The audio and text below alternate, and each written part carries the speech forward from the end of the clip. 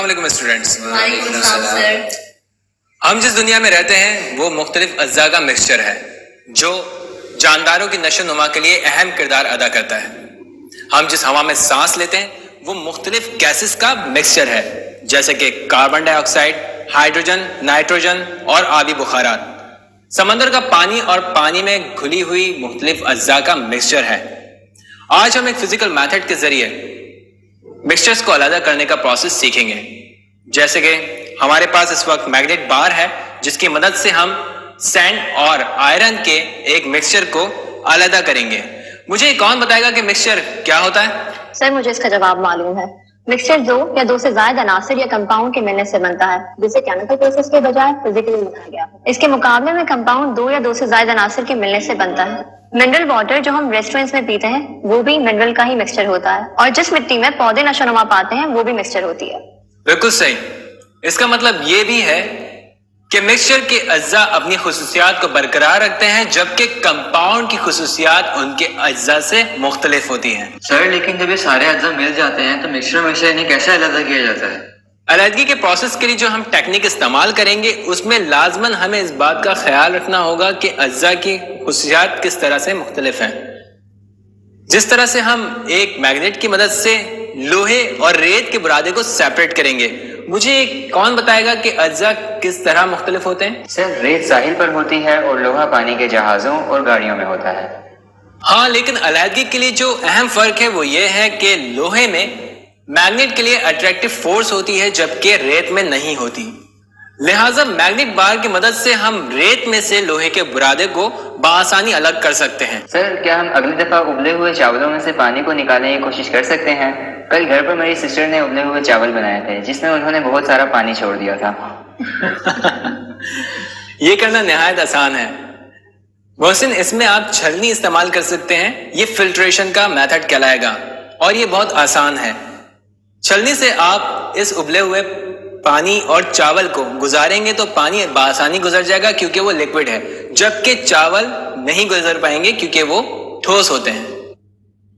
Mixture दो या दो से ज्यादा अशिया के तबई तौर पर मिलने के अमल को कहते हैं, न कि कीमियाई अमल को।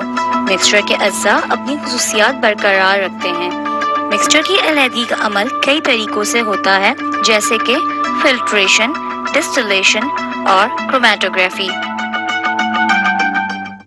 आए इन चीजों का जायजा लेते हैं जिन्हें हम इस एक्सपेरिमेंट में इस्तेमाल कर रहे हैं। अब हम एक्सपेरिमेंट के लिए बिल्कुल तैयार हैं। हमें 5 ग्राम रेत और 5 ग्राम लोहे के बुरादे का मिक्सचर लेना होगा जो कि हमने तैयार रखा है। किरत जरा मिक्सचर लाइएगा। Thank you.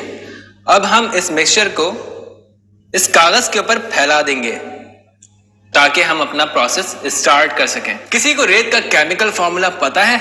जी हाँ सर, इसका फॉर्मूला है सिलिकॉन डाइऑक्साइड या SiO2। और रेत मैग्नेट से नहीं खींचती क्योंकि रेत में इलेक्ट्रॉन्स की तरतीब ऐसी नहीं होती जैसी लोहे के बुरादे में पाई जाती है। बिल्कुल दुरुस्त, जबरदस्त। अब हमें मैग्नेट बार को इस प्लास्टिक शीट में लपेटना होगा। ये हम इसलिए करते हैं ताकि हम लोहे के बुरादे को बआसानी मैग्नेट से अलग कर सकें। जबरदस्त सर, मेरे माइंड में एक बहुत जबरदस्त आइडिया आया है। मैं इस मैग्नेट से अपने सिस्टर की सोने की चूड़ी खींचने के लिए इस्तेमाल कर सकता हूँ, जिसे मैं छुपा दूंगा और वो बहुत परेशान होंगी। ऐसा नहीं होगा मोहसिन, क्योंकि मैग्नेट सोने को अपनी तरफ नहीं खींचता, जैसे कि प्लास्टिक और लकड़ी को, यहाँ तक कि तांबे और पीतल को भी। बहुत शुक्रिया। अब हम इस मैग्नेट बार को इस प्लास्टिक में इस तरह लपेटेंगे कि इसका एक हिस्सा पूरा प्लास्टिक शीट में कवर हो जाए। ऐसा हम इसलिए करते हैं ताकि हम इसमें से मैग्नेट के जरिए आयरन इंप्योरिटीज को या आयरन पार्टिकल्स को आराम से निकाल सकें। हमने इसको इस तरीके से पैक कर देना है और हम इस प्लास्टिक शीट से जुड़े हुए मैग्नेट को इस रेत और आयरन के बुरादे पे फेरेंगे और जो पार्टिकल्स या आयरन का बुरादा हमारे मैग्नेट के ऊपर जमा होगा उसको हम वॉच ग्लास के ऊपर इस तरह से जमा कर लेंगे। इस अमल को हमें उस वक्त तक करना है जब तक ये तमाम पार्टिकल्स इससे जुदा ना हो जाएं। और हाँ, एक बात का ख्याल जरूर रखिएगा कि आयरन का बुरादा आपके हाथ पे ना लगे। वरना ये कई किस्म के इन्फेक्शंस कर सकता है।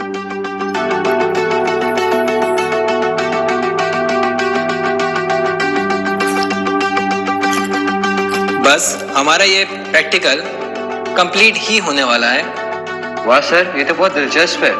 लोहे का सारा बुरादा अलग हो गया है, लेकिन अगर इसके हमारे शुरू करने से पहले इसमें किसी ने नमक मिक्स कर दिया। बिल्कुल आसान।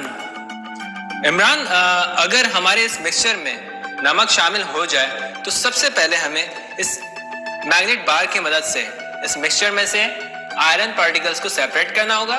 तो हमारे पास रेत और नमक का मिक्सचर बचेगा, जिसमें हम पानी को ऐड कर देंगे और फिर इसको फिल्टर कर देंगे।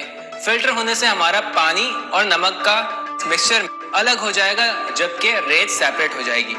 फिर हम पानी और नमक वाले मिक्सचर को बॉइलिंग के लिए चढ़ा देंगे और इसको एवापोरेट करेंगे उस वक्त तक जब तक हमें नमक सेपरेट ना मिल जाए।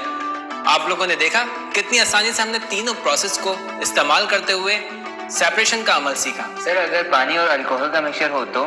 ऐसा करना जरा मुश्किल होगा। ये डिस्टिलेशन प्रोसेस या डिस्टिलेशन का मेथड कहलाएगा, जिसके लिए हमारे पास सही आलात का होना बहुत जरूरी है। अब हमने जो ये सैंड सेपरेट की थी, इसको भी वॉच ग्लास में डाल दिया है।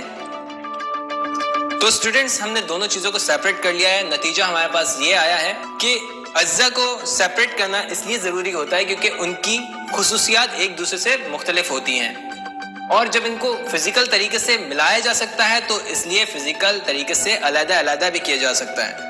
इनको अलग करने के बाद इनकी खुसूसियात वही रहती हैं जो इनको मिलाने से पहले थी। ठीक है, अब हम प्रैक्टिकल के बुनियादी तरीक़ाकार को दोहराएंगे। आज हमने फिजिकल मेथड के जरिए मिक्सचर के अज्जा को अलग करना सीखा। हमने वॉच ग्लास में लोहे के बुरादे और रेत का थोड़ा सा मिक्सचर लिया और इसे कागज के एक टुकड़े पर फैला दिया। फिर बार मैग्नेट को प्लास्टिक की शीट में लपेटा और बार मैग्नेट को इस वक्त तक मिक्सचर पर फेरा जब तक मैग्नेट लोहे के बुरादे से भर गया। फिर हमने प्लास्टिक शीट को नीचे कर मैग्नेट पर से लोहे का बुरादा उतार कर इसे वॉच ग्लास पर जमा कर लिया। इस तरीक़ेकार को इस वक्त तक दोहराया जब तक तमाम लोहे का बुरादा मिक्सचर से अलग नहीं हो गया। सर, हम सबको ये प्रैक्टिकल करने में बहुत मजा आया। Yes sir. आप लोगों का भी बहुत शुक्रिया मेरे साथ इस एक्सपेरिमेंट को करने के लिए। आप हमारे साथ और हमारी टीम के साथ मौजूद थे। अगली दफा हम नए प्रैक्टिकल में आपसे मिलेंगे। तब तक के लिए मुझे अपने टीचर जहांगीर को इजाजत दीजिए। अल्लाह हाफिज। अल्लाह हाफिज।